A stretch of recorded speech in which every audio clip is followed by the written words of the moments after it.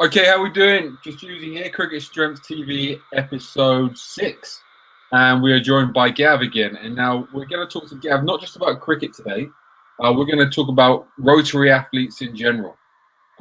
Because obviously cricket's a massively rotary sport, but Gav's been doing investigations and working with people in golf and tennis as well. And he's been seeing some things which we need to discuss really and bring it back to cricket and you fast bowlers. So, Gav, thanks for joining us. Yeah, no worries, Jeezy. No worries. Okay, right, let's jump on in then. Tell me or tell us what you've been seeing.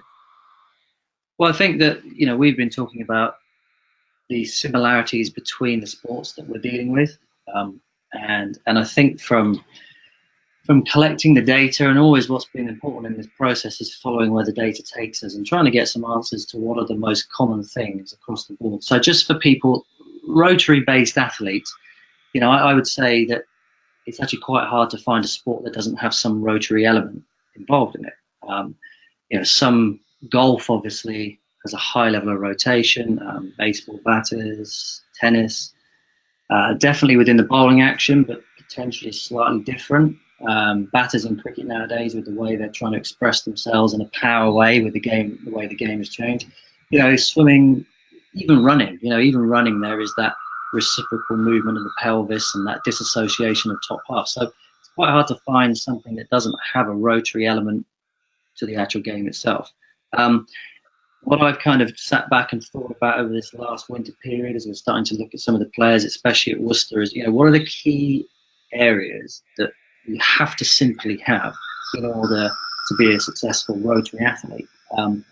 Most of the guys that are dealing within any of these sports, we're talking about the kinetic chain, kinetic sequence, the ability to transfer power from the ground through your limbs, through your core, and out to your limbs. So it's the cracking the whip by motion. Um, the most, for me personally, the place that has really drawn my attention now is pelvic control. So for when I look at rotary athletes, for me, the pelvis is the pin. It's the part that sits right in the middle. So if we've got a problem there with pelvic control, then we're going to have some issue within the sequencing and the chain. So I know that you and I have talked about this quite a bit, and I like to be able to, all the tests that we do, which we've seen a lot of this through Tireless Performance Institute, is the ability to control your pelvis. And you've seen guys struggle with this, haven't you, Doozy? Where, what I mean by control it is, can you anteriorly tilt it, posteriorly tilt it, and can you rotate your pelvis left and right in independence away from your upper body? Can you disassociate the pelvis? And I don't know what you've seen with this, but I've seen huge issues here, dude. What about you? Yeah, you've seen some guys that are 6'4" and obviously got long limbs, but their actual ability to control and get a big stride in is very limited. And then I know we look at anterior reach and we want to see good left to right, but now we're thinking, okay, if we've got very sort of symmetrical but not great range, is that going to be a potential problem as well? And then we can you almost look at three different things: the straight leg raise, the anterior slide, and the trunk stability push up. I think if you've got someone who's getting issues around those three, we've got a leak in the chain somewhere. Yeah, definitely. And that's why back to pelvic control, the bit that sits in the middle that really is, for me, if you think about the way that force travels up through your limbs and hits that pelvis has to be able to, you have to be able to control how you move and orientate your pelvis. So we talk about in a golf swing the ability to load that right hit for a right-handed golfer, so the trail hit. Well, to do that, you've got to be able to rotate that pelvis.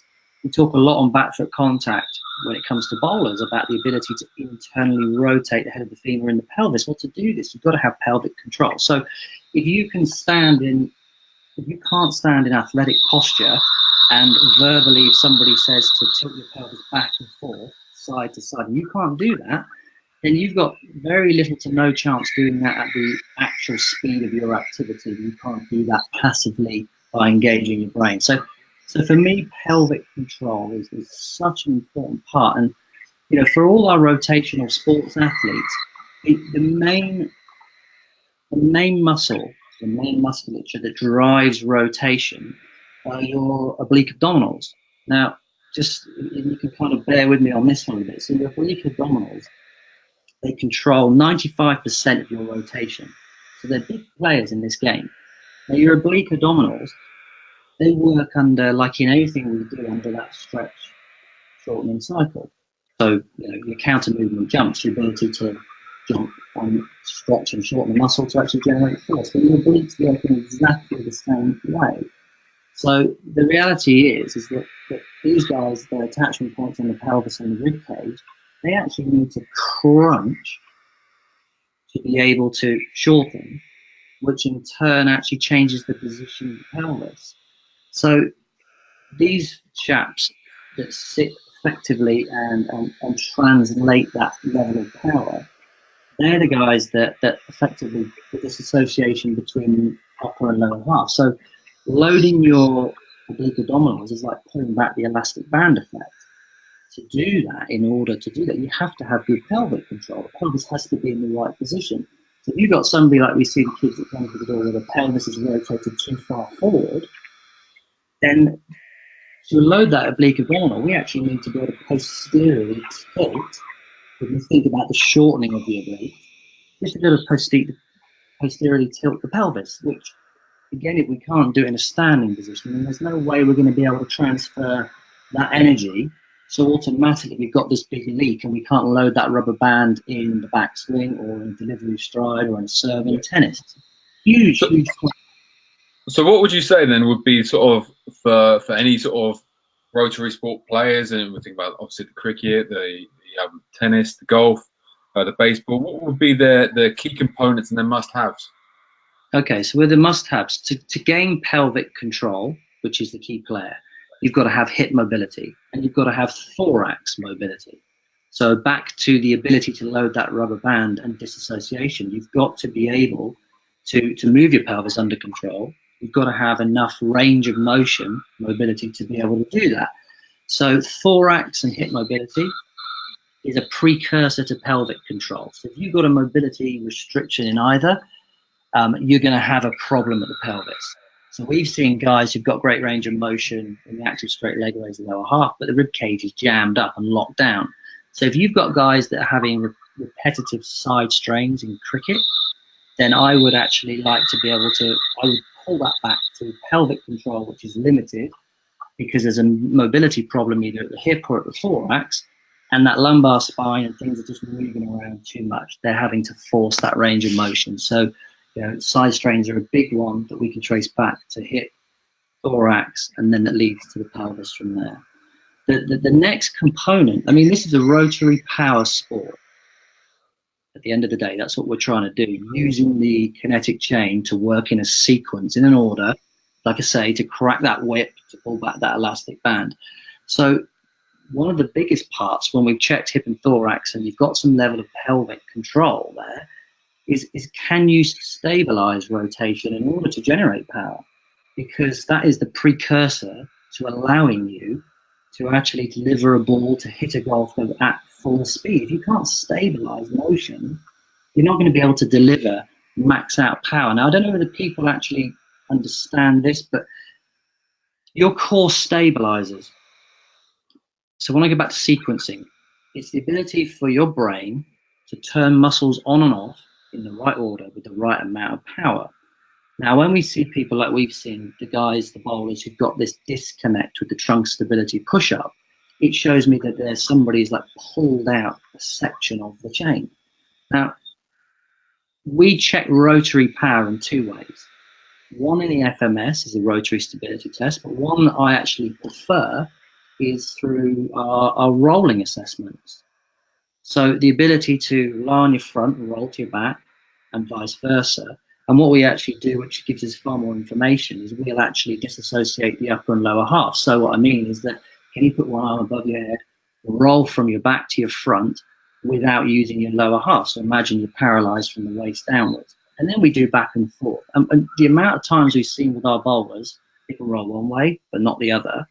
What that's showing is that we've got a problem with the firing sequence of the deep core stabilizers.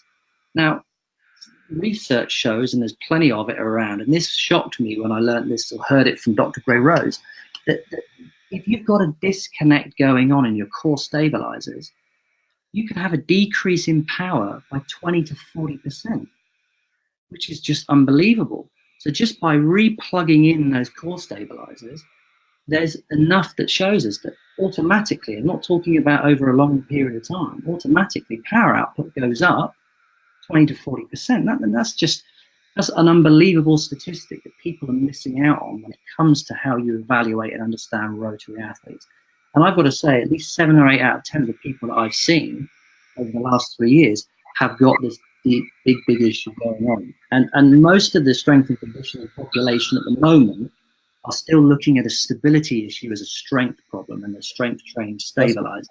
Yeah. I was going to jump in on that and say a good analogy I heard about this was getting your watering hose and that's got a kink in the middle, which is blocking it. And instead of sorting that kink out, trying to make either end bigger, it's like, okay, they got two big ends there, but the water's still not going to get through. And it's the same in the body. If you've got a disconnect and you're not working that disconnect, so we can't actually access our normal amount of power in the kinetic sequence, then building a big upper half or building a big lower half is just complete folly. Yeah, it takes us back to motor control. So that, the amazing thing is, I might see somebody, an athlete, with what looks like a stability issue, and we'll do some sort of corrective, and it will actually fix itself there and then. So that's a motor control issue. That's not an issue with needing to go and do some strength training of a stabilizer, enable them to move forward. So, understanding now the reality to this whole sequence of movement and having a system of how you evaluate. And this is kind of where we've got. So if you think, well, logically, we look at pelvic control. Can you disassociate and move the pelvis? Right, yes or no? If you can't, well, do you have a hip mobility issue or a T-spine mobility issue? Fine, we check that off. Pelvis moves well. Now, can you stabilize? So we look at our rolling. That allows us to give us an idea.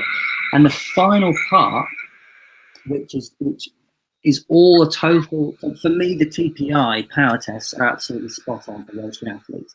So the last part of the equation with the athletes that we do is the rotary power tests. Now, there again, this is an equation that came from TPI, which is based on 15 years worth of data and countless assessments.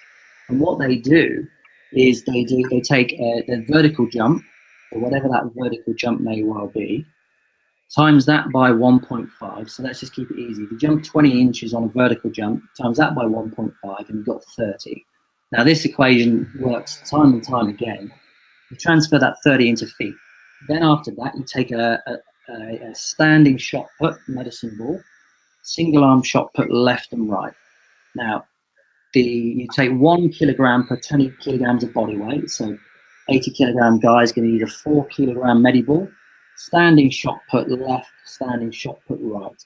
You should be able to throw left and right the same as the calculation of the vertical jump. That's how we look at it. So you should be able to throw 30 feet left, 30 feet right. What we're looking for a lot of the time is there a big difference left and right, which strangely, yes, there often is in a lot of the rotary athletes that we see. And then from there you can break it down, which is what I love, is that you can break it down lower, core, and upper. So lower extremity, yeah, we take the vertical jump. It's a great expression of power output. Then to check the core for power output, we'll do a lying down, same weight mediball above your head, sit up and throw. And then we'll do a seated chest pass, sit up and throw. And again, we're looking for that same bottom line number, 30, 30, 30 across. And then we can actually rank and grade whether it's an upper body power problem, core power problem, or a lower extremity power problem. So bearing in mind, we've already gone through our checks on the pelvis, can you control it, range of motion. We've got a fairly good blueprint there to do the most important thing with all of this is not waste time in the gym. We can actually assess somebody accurately left and right, and those are the key components. So, I haven't seen yet, and this is what excites me about what we're trying to do at Worcester, is we're working towards being able to tick all these things off the list, and we haven't got there yet. We're working through all of it, and the data has forced us down different routes, so that into this next stage of the winter program, we're going to start looking at more into the sequencing, so the bowlers can really start to work efficiently. And I'll tell you that if only people remember one thing about this is if we know that we can join those dots up in the sequencing, and when it comes to how there's this big disconnect going on, by plugging someone back in, if they can administer or express 20 to 40% more power output, that's got to be worth doing. Crazy. Yeah, mate. Well, this has been fascinating. I hope you all agree. We're going to be getting in and doing some actual videos on this in the gym and in the indoor schools and bringing you quite soon. So for now, Gav, thanks very much, and we'll catch you soon. Yeah. Cheers, Gigi.